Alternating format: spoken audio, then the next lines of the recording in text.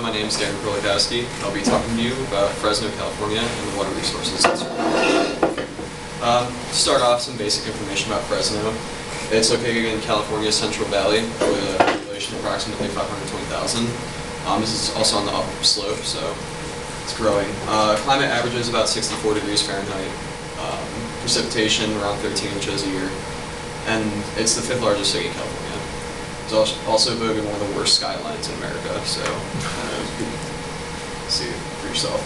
Some basic geology surrounding Fresno. They have a lot of alluvial fans, which are basically stream deposits that come from mountains, and they're mostly made up of sedimentary rock.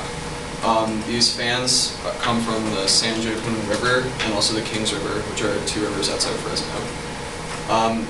Soil is mostly made up of unconsolidated deposits and also consolidated deposits underneath. Unconsolidated deposits are things like silt, clay, stuff like that. Consolidated deposits are more like sedimentary rock, siltstone, sandstone, limestone. The silt and clay act as confining beds, which causes the slow infiltration.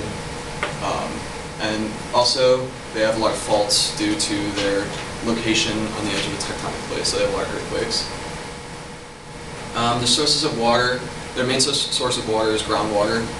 And in 1996, they enacted a plan, the Metropolitan Water Resources Management Plan, to help combat the lowering level of groundwater because of the rising population. And they combined the use of groundwater, treated surface water, which came from the Sierra Nevada Mountains, and this water would run to their surface water treatment facility, which was, I think, opened in 2004. And that runs 20 million gallons a day, and they treat 20 million gallons a day. And they're planning on building a second one by 2025. They also use artificial recharge to increase their groundwater level, and that's using wastewater treatment, and I'll get more into that later. And their surface water comes mostly from the San Joaquin and the Kings River, like I said before. A lot of challenges they face is the groundwater recharge. It's very slow because of the poor soil infiltration. Recently, they've been having a lot of droughts, as you've heard in the news. California is having struggling water problems. Contaminated groundwater, as they dig their wells deeper, a lot of the VOCs and other compounds that are harmful in their drinking water, they're becoming more prevalent because it's deeper and all the volatile things sink to the bottom. Another problem with that deeper wells is the cost of extraction. In the video I'm going to show later, they're going to mention how it's $9 million a year increase because they have to drill deeper, and it just costs more to pump the water with electricity and all of that. And also their loss of crop production because of the loss of water quality, and also their dropping water levels. I think they were down 2% a year since 2008. Some little facts about their wastewater treatment. Their main plan is the Fresno Clovis Regional Wastewater Reclamation Facility, and they treat 68 million gallons of water a day. I thought that was pretty amazing. They run pipelines all over Fresno, and they said 1,500 miles of pipe that run from gravitationally to the plant. They use this wastewater to supply farms after they treat it in the area. They have like aqua canals that run the water to them, and they use for irrigation. It also helps with the groundwater recharge. They use these two ponds, or actually they're more of lakes. I forget the name, they're in one of the previous slides. They run them out to these lakes, and they kind of let the groundwater recharge from those. They actually earned 2 awards, the California Water Environment Association 2006 Plant of the Year, and they also got a Plant Safety Award. Some basic operation. Here's a diagram of how the wastewater treatment facility works. These first 4 steps are mainly to get the harmful, like sludge, grease, scum, all that kind of stuff out of the water. And the 5th step, right here, they expel the water and they use for the farms, like I mentioned. And then these last 4, they treat the rest of the sludge and stuff, and they make it into like a solid that they then ship out and use for composting. And another cool thing, the cogeneration part of the process actually converts methane, or it produces methane, which actually supplies the plant with heat that runs the digesters, which kind of heats up the sludge to extract it. And also methane that produces electricity to run the plant. And then here's one of the graphs that was on the Fresno website, government website, and it shows the groundwater levels since 1930 to present day. And you can see it's dropped quite significantly. And I'm going to show that video.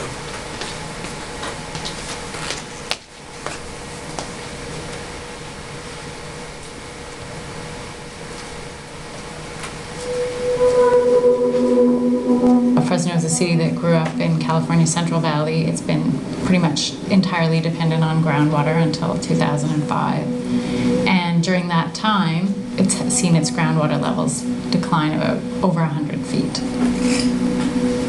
And we've been historically operating at a condition where we've been pulling out 140, 150,000 acre feet and not putting anywhere near that much water back.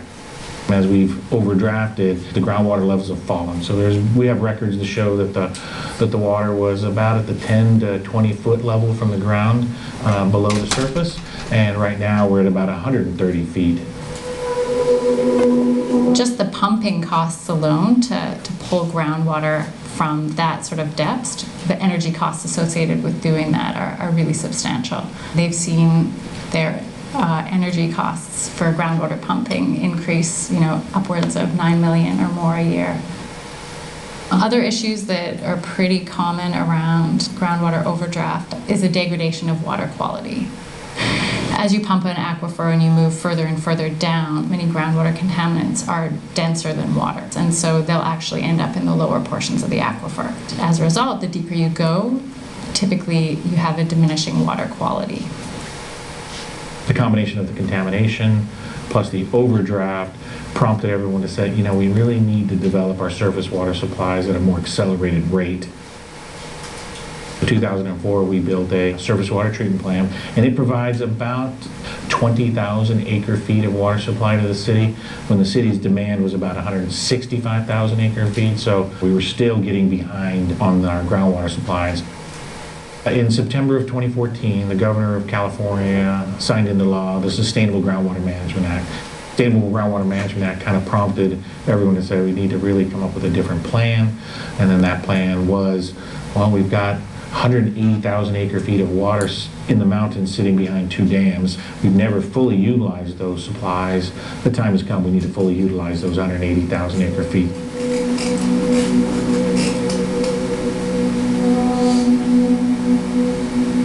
The Recharge Fresno program, that's the project we're moving forward with now. It's about a $429 million program. We do need some pipelines to get the water from the mountains to our treatment facilities. The other project, big project, is a new surface water treatment plant. So we built the infrastructure to get it out of the mountains to the plant, we're building the plants, and then we got to get the water out of the plant into the city. Once we get into the system, we have to have a place that we can store it. In June 30 of 2019, we'll have all these facilities in place. We will be able to actually possibly meet most of our demands with surface water. So with regard to the Sustainable Groundwater Management Act, we're right in line with what the law asks people to do, is conjunctive use. You use a combination of your surface water supplies, exhaust those, use those first, and then in periods of drought when the lakes and the mountains are dry, go back to your groundwater because you've let it rest, you've let it recharge, you've let it recover. The water will be available. I think that the idea of what is normal is probably changing. It's going to require a lot of agencies and a lot of water suppliers to ultimately rethink the way they manage water, both in dry years, but also the way that they manage it in wet years. Ultimately, you would take water during wet years and that you're doing as much groundwater recharge as you possibly can. So you're banking that water for use in dry years. What's typically happened in California is that we have a drought year and we conserve, and then it rains, and all of that good work is undone.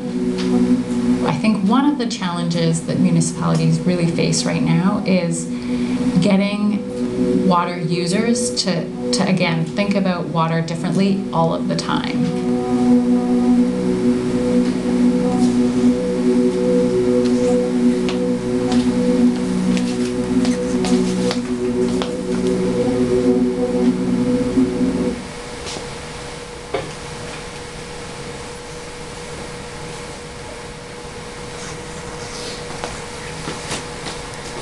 So now I'm going to talk a little bit about water quality.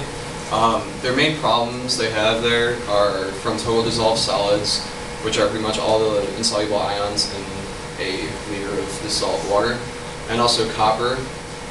Their nitrate levels are pretty high for that area because of the agriculture. And a lot of fertilizers use nitrate, and they have excess runoff since they have poor infiltration gets into the water.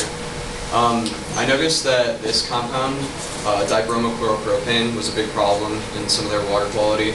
And also, like I said earlier, the contaminants in deep wells. And here's a water quality chart they found from 2006. You can see that there's a lot of contaminants that are in the water, but at low levels. But the dibromochloropropane is actually pretty high. And here's another one from 2012. And most of this stuff actually didn't change or is close to the same, but they had a few increases, like the DBCP I noticed. Their nitrate level increased, and they also like added a few of the compounds. So really it seems like their water quality is actually getting worse, even though they said they're trying to make it better. So, and another thing with that DBCP, I found a case study that was done in the Fresno area as well as some other counties around Fresno. 364 of their wells were said to have had levels over the max contaminant level, and most of them were in the Fresno County, so it was actually pretty hard to find.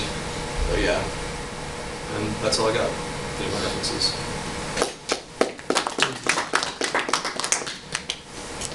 Questions?